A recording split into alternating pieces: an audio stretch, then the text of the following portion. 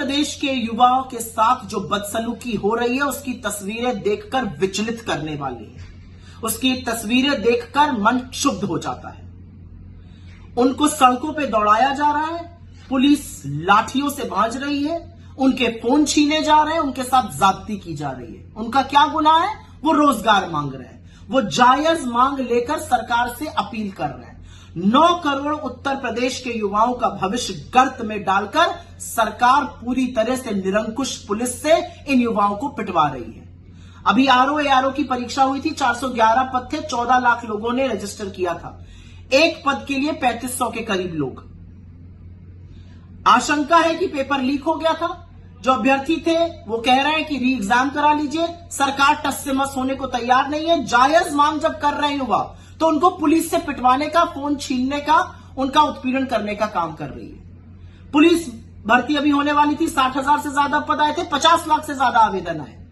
Paper leak हो गया, साल भर की मेहनत बर्बाद, साल दर साल की मेहनत बर्बाद। वो तो भला हो राहुल गांधी जी का, वो उत्तर प्रदेश में भारत जोड़ो न्याय यात्रा लेकर थे, उन्होंने डटकर आवाज उठाई, युवा भी उनके साथ खड़े हुए, री एग्जाम कराने की घोषणा की गई, कैंसिल किया गया। तो असलियत यह है कि यूपी के युवाओं के साथ, उनके भविष्य के साथ ये खिलवाड़ क्यों किया जा रहा है? कौन है ये लोग जिनको पीटा जा रहा है? ये कोई छुट्टे जानवर है सड़क पे? अरे ये देश के युवा है, ये देश का भविष्य है। ये वो लोग हैं जो साल दर साल मेहनत करते हैं, फिर आवेदन पत्र खरीदते हैं, फिर गाजर मूली की तरह बसों और ट्रेनों में भरकर नौकरी के लिए एग्जाम देने जाते हैं। और जब एग्जाम दे देते हैं तो पता चलता है पेपर माफिया ने पर्चा लीक कर दिया, भविष्य जो है वो गर्त में चला गया। ये वो युवा है जिनकी पढ़ाई लिखाई, जिनकी नौकरी मिलने की उम्मीद में अधिकांश माएं एक रात की रोटी कम खाती है कि बच्चा पढ़ जाए, कुछ बन जाए।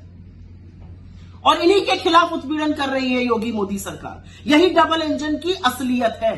और प्रियंका जी बिल्कुल ठीक कहती हैं, हम विश्वगुरु बनेंगे, हम चंद्रयान पे जाएंगे, लेकिन हम एक पेपर ढंग से करा नहीं पाएंगे।